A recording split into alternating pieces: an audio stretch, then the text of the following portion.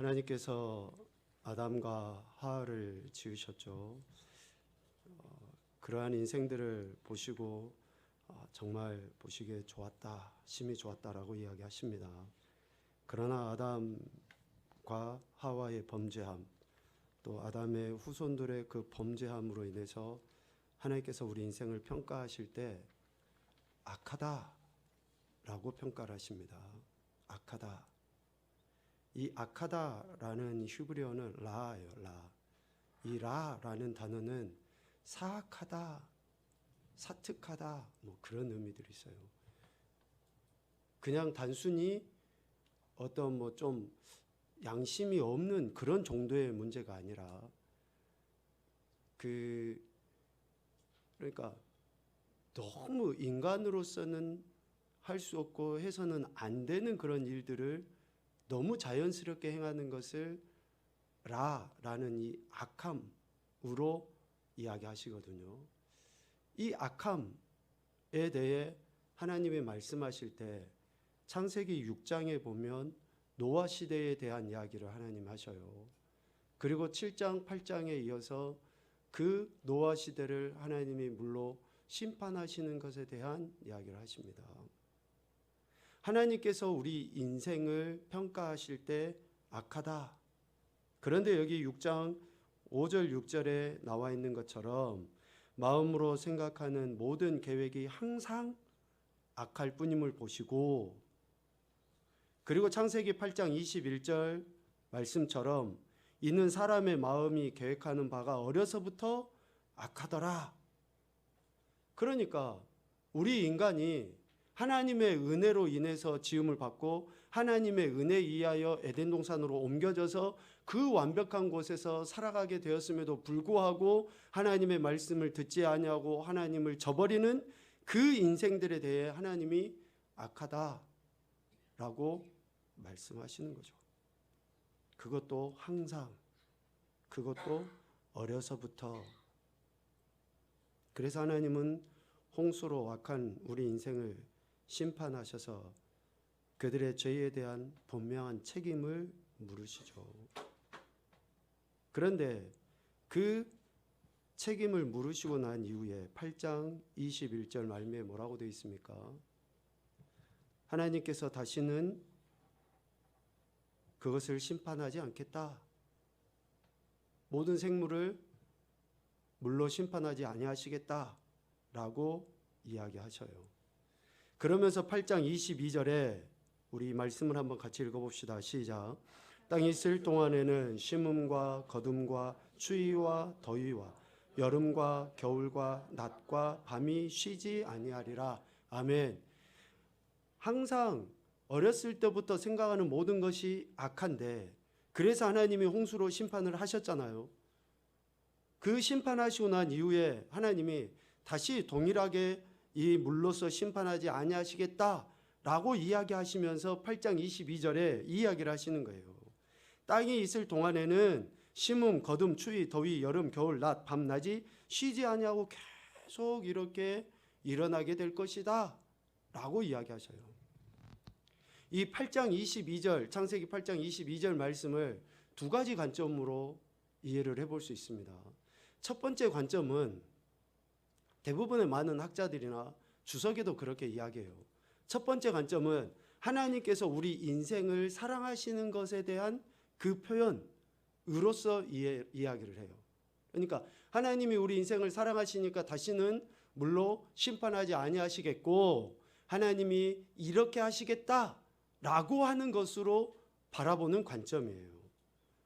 땅이 있을 동안에, 그러니까 세상이 끝나기 전까지, 끝날 때까지 지속적으로 그런 의미겠죠. 심음, 거둠, 추위, 더위, 여름, 겨울, 낮, 밤, 낮이 쉬지 않겠다. 즉 홍수로 인해 파괴되어져 버린 이 자연 질서와 생태계의 균형을 원상태로 하나님께서 회복시키시겠다라는 그러한 의미로 이해해요. 하나님께서 심판하셨던 것을 다시 회복시키시기 위해서 하나님이 이러한 일들을 쉬지 아니하고 계속 하시겠다라는 의미로 많은 학자들이 봅니다. 그런데 다른 하나의 관점은 그러니까 첫 번째가 하나님의 우리 인생에 대한 사랑의 관점으로 보는 것이고, 두 번째 관점은 제가 묵상하면서 이런 생각이 들더라고요. 우리 인생의 신앙과 삶의 여정의 관점에서 한번 봐보자고요. 우리 인생 개개인의 신앙과 삶의 여정의 그 관점에서 우리 인생이 이 땅을 살아가는 동안에는 어떻다는 거예요? 심음도 있고 거둠도 있고 추위, 더위, 여름, 겨울, 낮, 밤이 계속 반복적으로 끊이지 않고 일어난다라는 거예요. 이러한 일들이, 즉 심판 이전에 우리 인생들, 죄악이 우리 안에 가득하기 이전에는 어떻습니까? 하나님께서 함께 하셔서 번성하였으나 심판 이후에는 이러한 수고의 연속, 갈등과 번민의 연속이 우리의 심령과 우리의 삶의 여정에 지속적으로 나타난다는 거예요. 언제까지? 죽을 때까지. 하나님의 사랑의 관점에서 우리를 회복시키시고 다시 한번 심판 이전의 모습으로 돌아가게 하신다. 아멘이에요. 그런데 우리 개개인의 신앙과 삶의 여정을 봐보면 어때요? 하나님이 물론 다시는 우리를 심판하지 아니하시지만 우리의 삶의 여정은 심음도 있고 거둠도 있고 추위, 더위, 여름, 겨울, 밤, 낮이 반복해서 온탕도 들어갔다가 냉탕도 들어갔다가 뭔가 잘 되는 것 같다가 또 안 되는 것 같기도 하고 기분이 좋았다가 기분이 좋지 않았다가 이러한 것이 지속적으로 죽을 때까지 하나님의 말씀대로 살아가는 것 같다가도 언제 그랬냐는 듯이 내 고집대로 살아가고 있는 그런 내 모습. 하나님 말씀에 순종해서 방방 뜨고 세상을 다 얻은 것처럼 그렇게 살아가다가도 언제 그랬냐는 듯이 풀 죽어가지고 하나님이 안 계시는 것처럼 살아가고 있는 우리들의 신앙의 모습. 죽을 때까지 이러한 것이 반복적으로 나타나는. 그래서 두 번째 관점은 우리 인생의 신앙과 삶의 여정의 관점으로 보면 그렇다라는 것이죠. 그런데 다시는 하나님이 물로 심판하지 아니하시겠다라고 하신 말씀은 뭡니까? 이 말씀을 신학적으로 이해해 보면 어때요? 예수 그리스도로 말미암아 우리를 의롭다 해주신 하나님, 우리는 의로울 수 있는 존재가 아니지만 우리를 의롭다 해주신 그 하나님, 그래서 예수님을 믿으면 우리는 구원받습니다. 우리는 천국 백성이에요. 그런데 여전히 우리의 삶의 현장은 심음, 거둠, 더위, 추위 이런 것들이 계속적으로 반복해서 일어나는 것. 그러니까 신약적으로 보면 흑암의 권세에서 건짐을 받고 그의 사랑의 아들의 나라로 옮겨졌는데 여전히 내 삶의 방식은 사도 바울이 로마서 7장에서 이야기하는 것과 같이 어때요? 여전히 내 속사람과 내 육체가 싸우는, 하나님의 법과 세상의 법이 싸우는, 내 안에서의 이런 갈등이 지속적으로 일어나는 것을 볼 때에 의롭다라고 인정은 해 주셨지만 내 삶의 현장에서는 이러한 갈등과 이러한 번민이 반복적으로 일어나게 되는.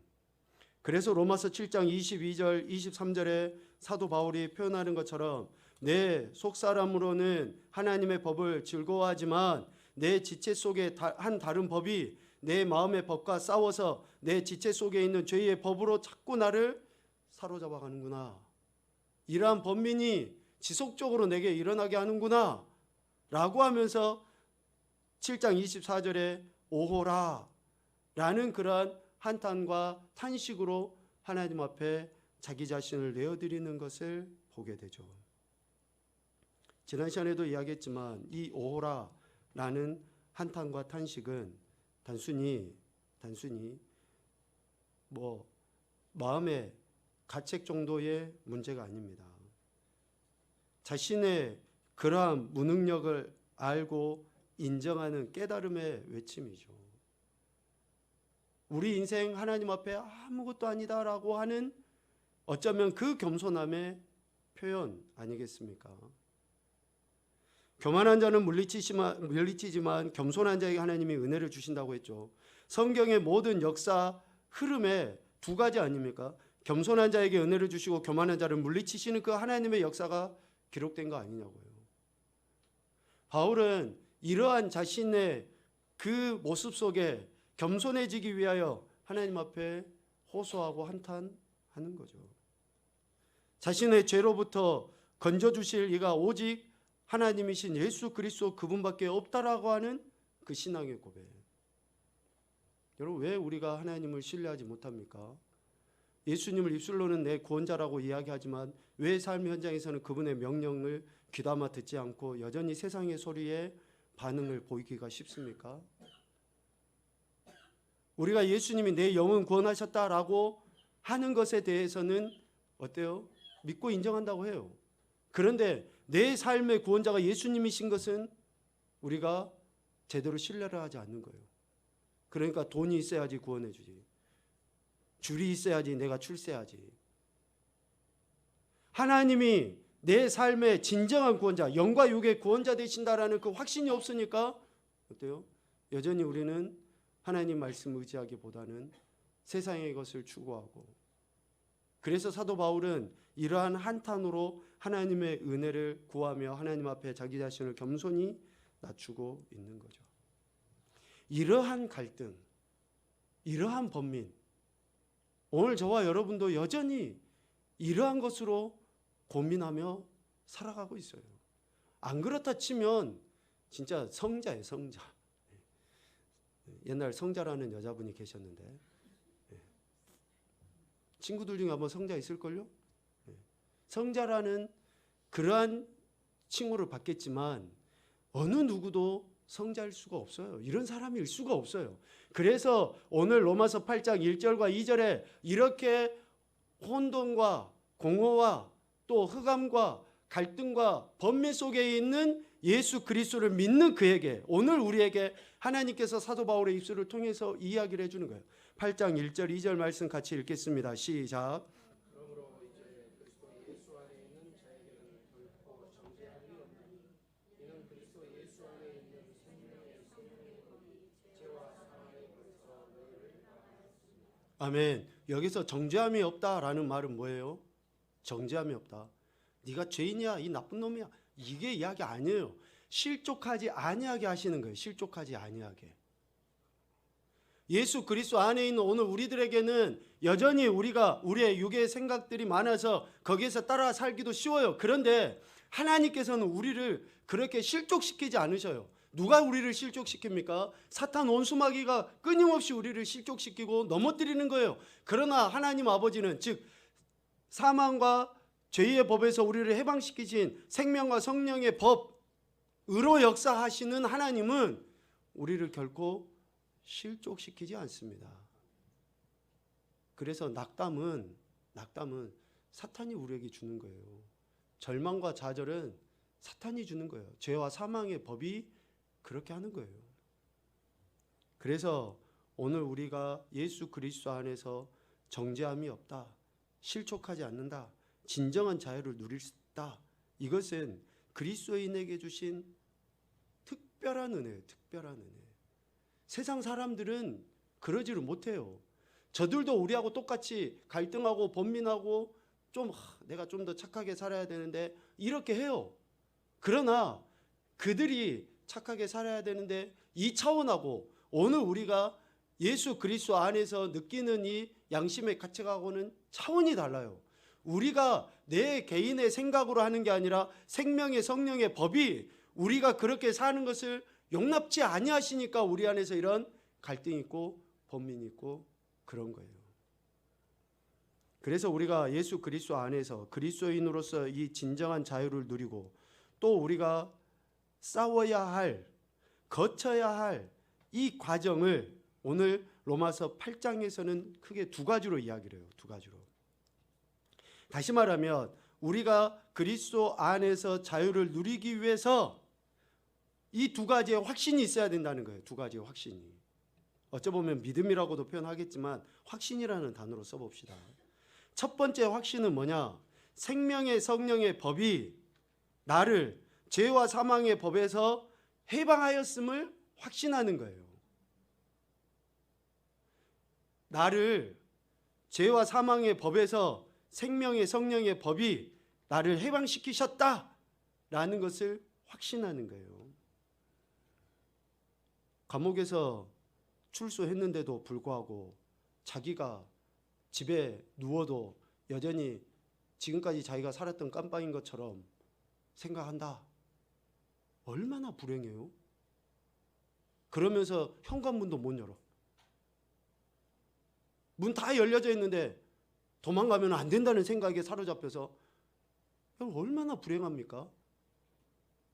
이미 예수 그리스도를 믿는 그 순간 우리 안에 내주하신 성령 하나님으로 말미암아 우리는 죄와 사망의 법에서 해방됐는데도 불구하고 그 확신을 못 가져. 자유함이 없어. 그래서 죄와 사망의 법에서 해방하였음을 확신하는데, 그러면 생명의 성령의 법이 가진 능력이 무엇이고 죄와 사망의 법이 가진 능력이 무엇인지를 우리가 알아야지만이 되겠죠. 오늘 로마서 8장에 보면 생명의 성령의 법이 가진 능력과 죄와 사망의 법이 가진 능력, 힘이 무엇인지를 대조시켜서 잘 이야기합니다. 여러분 성경을 보면서 한번 봐봅시다. 첫 번째, 생명의 성령의 법이 가진 능력은 3절, 율법이 육신으로 말미암아 연약하여 할 수 없는 그것을 하시는 것이 생명의 성령의 법이고, 4절, 우리에게 율법의 요구가 이루어지게 하시는 것이 생명의 성령의 법이며, 5절, 영의 일을 생각하게 하고, 6절, 생명과 평안을 얻게 하고, 7절, 하나님의 법에 굴복하게 하고, 8절, 하나님을 기쁘시게 하는 것이 생명의 성령의 법이 가진 능력이에요. 아멘입니까?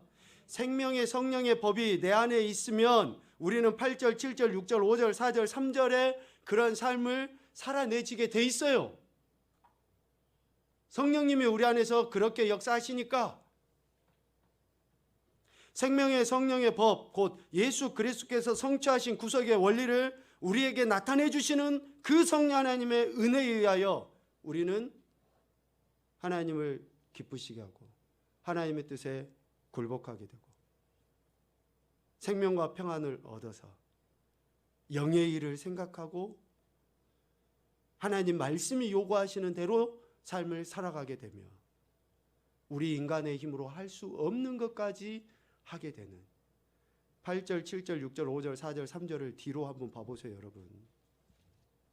그렇게 우리가 살아갈 수 있는 것은 성령 하나님이 우리 안에서 역사하실 때 그렇다. 그래서 그리스도의 영으로 말미암아 우리는 그리스도의 사람이 되는 거예요. 그리스도의 사람. 단순히 교회 다니는 사람이 아니라 그리스도인은, 그리스도의 사람은 이런 삶을 사는 사람을 그리스도인이라고 이야기해요. 그런데 이런 삶은 내가 착해서도 아니고 내가 조금 더 양심적이어서도 아니라 그리스도의 영, 성령님이 내 안에 계셔서 역사하실 때 그렇게 우리는 살아낼 수 있어요. 이것을 사도 바울은 성령으로 인치심이라고 에베소서 1장 13절에 분명하게 이야기합니다. 성령으로 인치심. 그래서 오늘 우리는 성령으로 인치심을 받아서 죄와 사망의 법에서 해방되어 생명의 성령의 법에 굴복함으로 그리스도인의 자유를 누리는 인생이라는 거예요. 자, 그러면 죄와 사망의 법은 어떤 능력이 있는가? 어떤 능력이 있기에 우리를 이렇게 올가매서 늘 갈등하고 번민하고 은혜 받은 것 같다가도 또 온전히 쏟아버리고 죄 가운데 살아가게 하는가? 5절, 육신의 일을 생각하게 해요.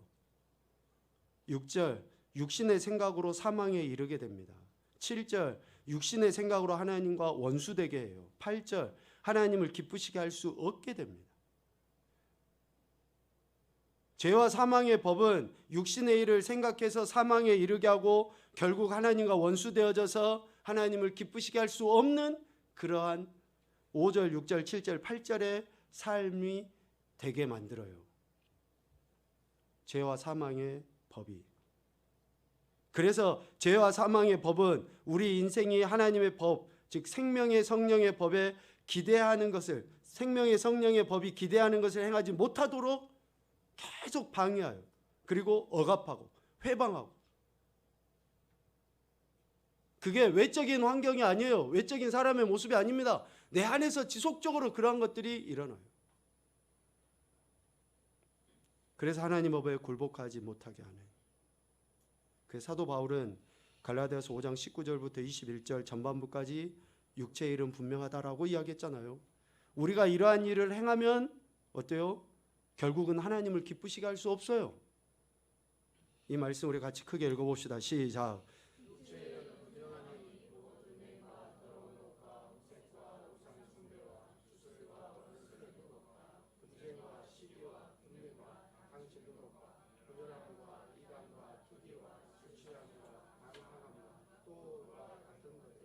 아멘. 우리가 이러한 것들을 행하면 빨리 하나님 앞에 회개하고 돌이켜야 됩니다. 결단을 해야 돼요. 시간이 지나면 지날수록 우리의 영은 무뎌지게 되어 있습니다. 그래서 빨리 회개하고 돌이켜야 돼요. 그래야지 죄와 사망의 법을 이기게 돼요. 이 돌이킴도 뭐 내가 하겠지. 하나님의 은혜가 있죠. 회개하고 나갈 때 성령님의 도우심이 있죠. 그런데 여러분, 선택이라고 했어요. 이러한 일을 행함에도 불구하고 찔리지도 않아. 뭐 남들 다 하는데, 뭐 교회 다녀도 뭐 목사도 술 먹고 장로도 술 먹고 뭐 다 할 것 다 하던데, 남들의 문제가 아니라 내가 문제. 내가 남들 다 그렇게 한다고 내가 그렇게 하는 것이 용납되는 게 아니에요. 누가 그렇게 하든지 간에 그 사람은 그 사람이 담당해야 될 뭐 책임이 있겠지만 내가 하지 않는 거죠. 내가 하지 않는 거. 이런 일들을 내가 행함에도 불구하고 남들 다 하는데 나도 해도 되겠지. 그것은 죄와 사망의 법에서 해방시키신 성령님을 모독하는 거라고요. 모독하는 거. 다른 모든 죄는 사함을 받지만 성령 모독죄는 해방을 사함을 못 받는다고 우리가 말로는 하는데, 그럼 성령 해방죄가 뭐냐고요. 우리를 이렇게 해방시켜 주신 그 하나님의 은혜는 생각하지 아니하고 여전히 내 육체가 원하는 대로 행하는 것들을 용납하고 허용하는 것. 생명의 성령의 법은 우리를 죄와 사망의 법에서 해방시키셨죠. 여기서 해방하다라는 그 말은 1절에서 이야기하는 것처럼 정죄함이 없다, 그런 의미 아닙니까? 자유롭게 했다, 그런 의미잖아요. 그럼 자유롭게 했다라고 하는 것은, 그래, 우리가 마음대로 살아도 하나님이 용납해 주시겠지, 그 이야기가 아니에요. 갈라디아서 5장 말씀은 우리가 성령의 열매도 이야기하고 5장 19절부터 이야기하는 육체의 일도 이야기하죠. 그런데 우리를 자유롭게 하신 그 하나님의 뜻이 나와 있어요. 뜻이. 왜 우리를 해방시키셨고 자유케 하셨는가?